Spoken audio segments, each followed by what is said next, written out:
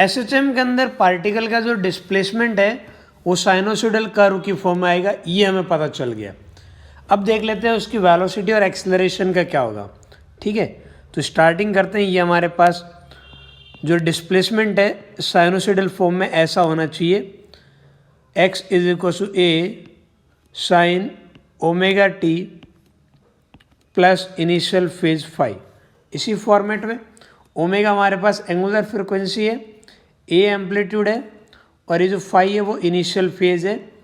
ये डिसाइड करेगा graph start कहाँ से होगा। ठीक है, ये साइन का ग्राफ आपके पास कहाँ से स्टार्ट होगा, ये इनिशियल फेज डिसाइड करता है। यदि आपको पता है वेलोसिटी चाहिए तो आप क्या लिख सकते हो, वो basically velocity as a function of time चाहिए तो आप डिस्प्लेसमेंट को डिफरेंशिएट करोगे। ठीक है, ये हमारे पास displacement as a function of time की जो इक्वेशन है, मैं इसे इक्वेशन 1 मान लेता हूँ, तो इसको डिफरेंशिएट करने पे वेलोसिटी मिल जाना चाहिए। डिफरेंशिएट करें ए एज इट इज़, और इस पूरे को डिफरेंशिएट कैसे करेंगे, ये मानेंगे कि ये अंदर वाला सपोज टी होता तो साइन का डिफरेंशिएशन क्या लिख देते, वो लिख देते अपन कॉस टी, तो ये बन गया cos omega t plus five. जिसको आपने टी माना है ना वो क्या था, ओमेगा टी प्लस फाइव, तो इसका डिफरेंशिएशन ओमेगा, तो ये ओमेगा से मल्टीप्लाई कर दिया। तो ये हमारे पास इक्वेशन आ गई वेलोसिटी की, बराबर है।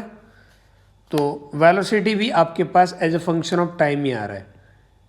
इसे मैं ऐसा लिख सकता हूँ, maximum value of velocity v naught मान लेता हूँ थोड़ी देर के लिए, तो ये इस फॉर्मेट में आ रहा है। तो जो आपके पास डिस्प्लेसमेंट की फ्रिक्वेंसी थी ना, या फिर बोलो टाइम पीरियड, जिस रेट के ये जिस इंटरवल जो इंटरवल था ना जिसके बाद रिपीटेशन स्टार्ट होता है हमारे पास डिस्प्लेसमेंट, एग्जैक्टली उतने ही टाइम के इंटरवल के बाद में वेलोसिटी का भी रिपीटेशन होगा। समझ में आ रही बात। और यहाँ पे जो मैं वी नॉट लिख रहा हूँ ये बेसिकली मैक्सिमम हमारे पास स्पीड बोल सकता हूँ मैं, वी नॉट को क्या बोल सकता हूँ, मैक्सिमम स्पीड बोल सकता हूँ ना। और मैक्सिमम स्पीड कितनी होगी, ये हमारे पास ए ओमेगा के इक्वल होगी, बराबर है। और मैक्सिमम वेलोसिटी बोलोगे तो आपस प्लस वी नॉट से माइनस वी नॉट के बीच में, इस तरीके से आपस, क्यों डायरेक्शन चेंज होती रहेगी ना। एक डायरेक्शन आप पॉजिटिव वाली कोई दी, कोई एक राइट साइड को जब आपने पॉजिटिव माना तो लेफ्ट साइड नेगेटिव थी, इस तरीके से एक पॉजिटिव और एक नेगेटिव जाएगी। लेकिन स्पीड की बात करता हूँ तो ये हमारे पास मैक्सिमम न्यूमेरिकल वैल्यू होगी ए ओमेगा वेलोसिटी की, बराबर है। सिमिलरली मैं एक्सेलरेशन भी लिख सकता हूँ। Acceleration as a function of time चाहिए तो मैं अगेन इसको डिफरेंशिएट करूँगा, डिफरेंशिएशन ऑफ वेलोसिटी ये लिखूँगा ना। करो इसको डिफरेंशिएट करो, a omega as it is, cos का डिफरेंशिएशन माइनस का साइन ओमेगा टी, तो ये आ गया sine omega t plus five, और ओमेगा टी प्लस फाइव का डिफरेंशिएशन ओमेगा, तो ये बन गया ओमेगा स्क्वायर। ठीक है, तो मैं इसे ऐसा भी लिख सकता हूँ, ए, थोड़ी देर के लिए मैं इसे ए नॉट मान लेता हूँ, तो ये आपस a is equal to minus a naught sine omega t plus five. तो यहाँ पे ये जो इक्वेशन 1 2 3 बोल रहा हूँ, इन तीनों की फ्रिक्वेंसी इक्वल है। ठीक है, या बोलूँगी आपके पास डिस्प्लेसमेंट, वेलोसिटी और एक्सेलरेशन तीनों का टाइम पीरियड इक्वल रहेगा, लेकिन ग्राफ एक जगह से स्टार्ट नहीं होगा, बस ये हल्का सा डिफरेंस रहेगा। ठीक है, मैं चाहूँ तो इस इक्वेशन को यहाँ पे ऐसा भी लिख सकता हूँ, एक्सेलरेशन माइनस, यहाँ से देखो ओमेगा स्क्वायर के अलावा बाकी पूरा पार्ट तो हमारे पास एक्सेलरेशन नहीं आ गया क्या, देख लो ओमेगा स्क्वायर के अलावा बाकी सब तो एक्सेलरेशन आ गया। तो यहाँ से मुझे ये मिल गया acceleration as a function of displacement, ये इस फॉर्मेट में रहेगा। ठीक है, acceleration as a function of displacement, equation 4 अलग तरीके से लिखी। और वैसे देखा जाए तो इस स्टोरी की शुरुआत अपन यहीं से तो की थी कि हमारा एक्सेलरेशन इस फॉर्मेट में आ रहा था, माइनस ओमेगा स्क्वायर एक्स। देख लो थोड़ा सोच के ऊपर वापस है। ठीक है, तो यहाँ तो वापस आने ही था डिफरेंशिएट करने, मैंने कहा था ना एक्स को आप 2 बार डिफरेंशिएट करो वहीं आ जाएंगे, जो डबल डिफरेंशियल इक्वेशन बन जाएगी हमारे पास। बन जाएगी ना।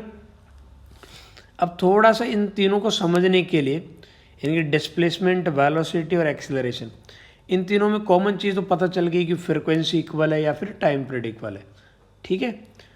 उसके अलावा और इन तीनों में क्या रिलेशन रहेगा अपन उस पर भी बात कर लेते हैं, ठीक है। यहाँ तक का जो बेसिक मैं एक बार नॉर्मली डिफ्रेंशिएट कर रहा हूँ ये तो समझ में आया ना। तो आगे बढ़े। ओके, इक्वेशन 1 और 2 को आप आराम से देखिएगा। इक्वेशन 1 के अंदर मैं ए को लेफ्ट साइड में के अंदर लेके जा रहा हूँ, यहाँ पे ए ओमेगा को लेफ्ट साइड में ले जा रहा हूँ। फिर इक्वेशन 1 और 2 को स्क्वायर करके यदि ऐड करूँगा तो कैसा नज़ारा दिखेगा।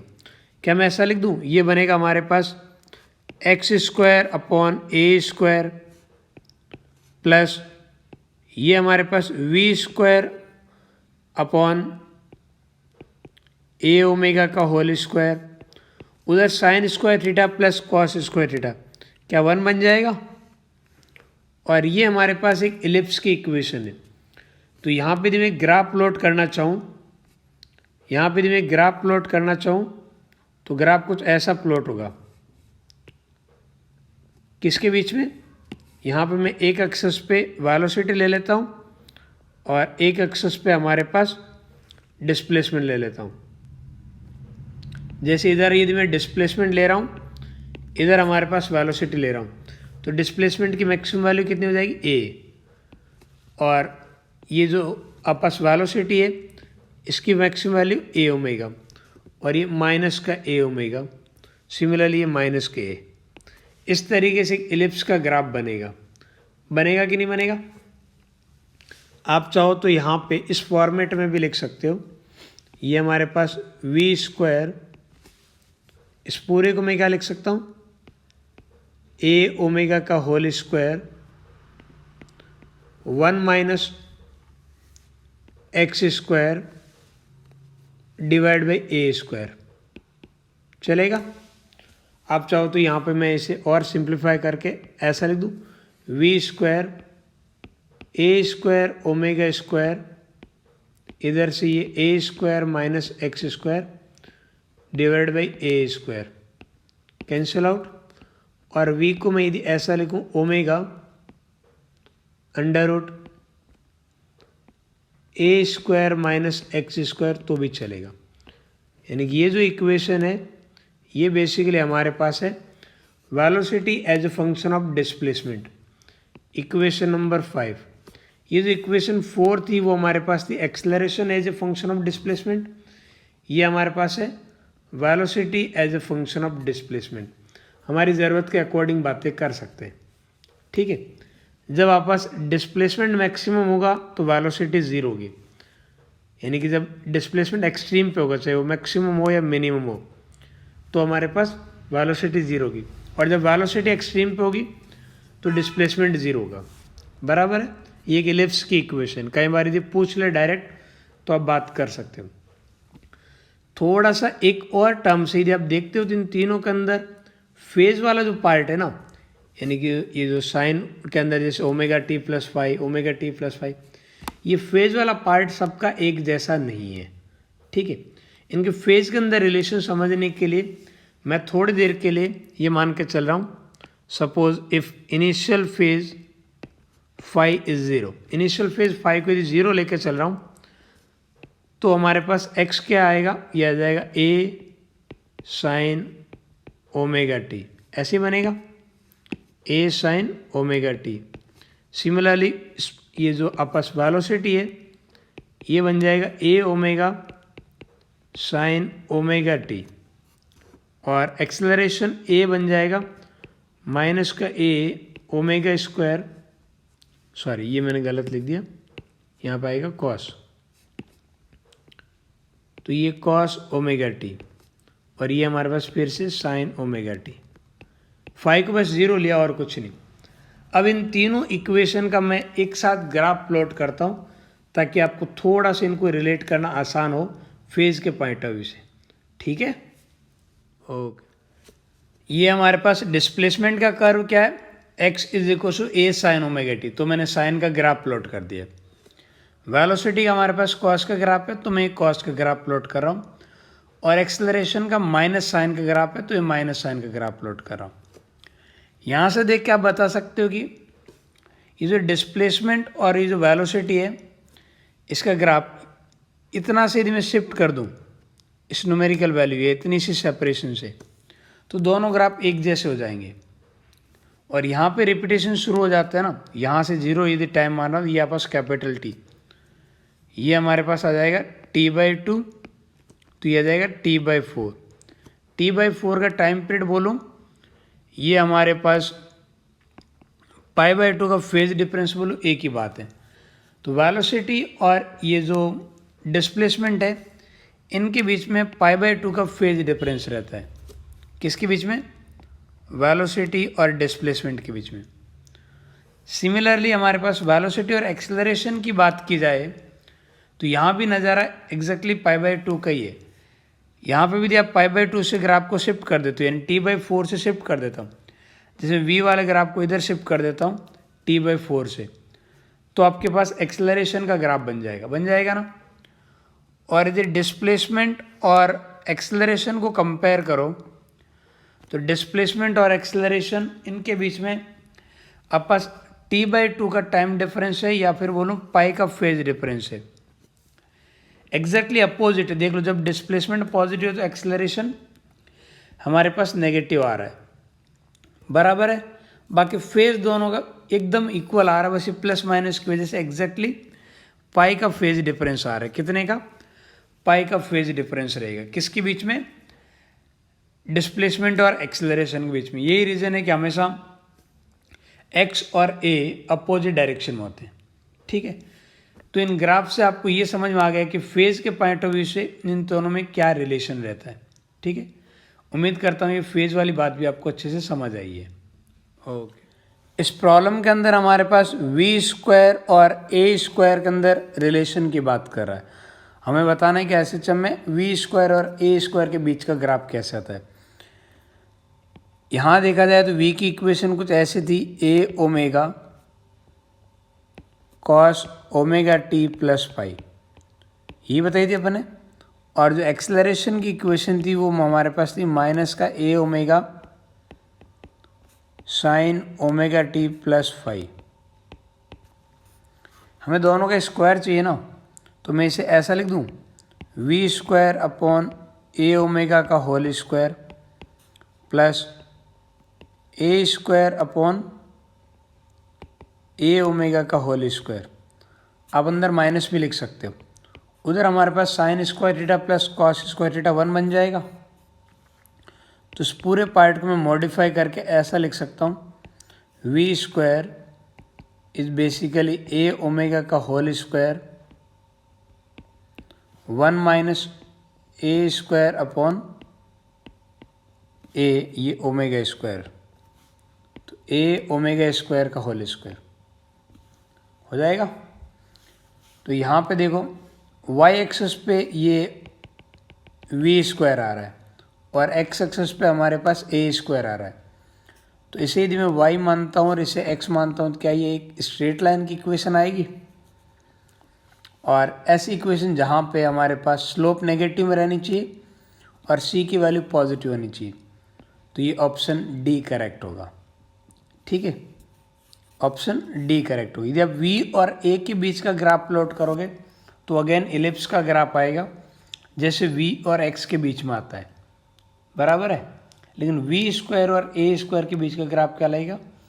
स्ट्रेट लाइन, और इसकी स्लोप क्या आ रही है? नेगेटिव आ रही है, बराबर है। उम्मीद करता हूँ ये वाला पार्ट आपको समझ में आया। एक और कंटिन्यूएशन में प्रॉब्लम देख लेते हैं। यहाँ पे हमारे पास ये गिवन है कि एक पार्टिकल एसएचएम में जा रहा है और उसके डिस्प्लेसमेंट की इक्वेशन आपको गिवन है, और आपसे बोला जा रहा है कि एवरेज स्पीड कितनी है। देखो एवरेज वेलोसिटी नहीं पूछी और टाइम इंटरवल आपको गिवन है, ठीक है। तो एवरेज स्पीड के अंदर हमें क्या करना पड़ता है? एवरेज स्पीड के अंदर अपन बात करते हैं कि टोटल कितनी डिस्टेंस कवर हुई है डिवाइड बाई टाइम इंटरवल, और टाइम इंटरवल तो इन्होंने दे रखा है, बस समहाउ डिस्टेंस कैलकुलेट हो जाए तो मज़ा आ जाए, ठीक है। एक बार आप इस ये जो ग्राफ है पोजीशन का उसको प्लॉट करके देखो। तो पोजीशन का ग्राफ यदि आप प्लॉट करोगे तो हमारे पास कॉस का ग्राफ कुछ ऐसा आता है।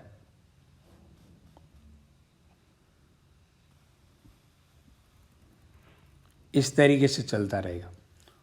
और यहाँ से यदि मैं टाइम पीरियड कैलकुलेट करना चाहूँ तो ये हमारे पास 5 पाई की वैल्यू कितनी है, ओमेगा की इक्वल है, और ओमेगा होता है 2 पाई अपॉन कैपिटल टी। तो कैपिटल टी कितना आ गया, 2/5 यानी कि 0.4 सेकेंड। कितना आ रहा है, 0.4 सेकेंड। तो ये वाला टाइम आपके पास 0 है, तो यहाँ पे जाके एक आपके पास क्या हो रहा है, एक टाइम पीरियड पूरा हो रहा है, तो ये कैपिटल टी की इक्वल है। ठीक है। और पूरे एक अवधि में 0.1 की बात करूँ तो 0.1 T/4 के इक्वल होगा। तो ये वैल्यू हमारे पास 0.4, ये वाले 0.5, 0.6 एंड 0.7 ये नज़ारा होने वाला है। देख लो भाई, इसमें टोटल डिस्टेंस कैसे कवर हो रही वो थोड़ा सा समझने की कोशिश करो। यानी कि मैं मान के चला हूँ ये पार्टिकल की मेन पोजीशन है, ये आपके पास एक्सट्रीम प्लस ए वाली पोजीशन और ये वाली माइनस ए वाली पोजीशन। तो पार्टिकल यहाँ से स्टार्ट हो रहा है एक्सट्रीम पे, यहाँ से पार्टिकल स्टार्ट हुआ और आपके पास T/4 में कहाँ आता है, मेन पे। और यहाँ T की बात करते तो उसमें एक ऑक्सीलेशन पूरा होता है। तो ये हमारे पास एक ऑक्सीलेशन की बात आई। तो एक ऑक्सीलेशन में कितनी डिस्टेंस कवर कर रहा है, एक ऑक्सीलेशन के अंदर 4a के इक्वल। ठीक है। और नेक्स्ट हमारे पास 0.1 सेकेंड में मेन पे आ रहा है, फिर ये दोबारा इधर एक्सट्रीम पे और 0.7 पे वापस मेन पे। तो और कितनी डिस्टेंस कवर कर रहा है, 3a। तो टोटल कितनी डिस्टेंस कवर हुई हमारे पास, 7 टाइम्स एम्पलीट्यूड। और एम्पलीट्यूड कितना गिवन है, 0.2, और टाइम कितना लग रहा है, 0.7 सेकेंड। ठीक है। तो ये हमारे पास कितना आ गया, ये आ गया 2 मीटर पर सेकेंड। ये एवरेज स्पीड है। ये यदि एवरेज डिस्प्लेसमेंट पूछा होता है इसी प्रॉब्लम में तो हम ये देखते हैं कि सॉरी एवरेज स्पीड वेलोसिटी पूछा होता तो इनिशियल पोजीशन ये, फाइनल ये, तो हम लिखते 8/0.7। समझ में आ रही। तो आंसर होता है 2/7 मीटर पर सेकेंड। लेकिन पूछा क्या है, एवरेज स्पीड। ठीक है। उम्मीद करते हैं ये दोनों प्रॉब्लम आपको समझ आई हो।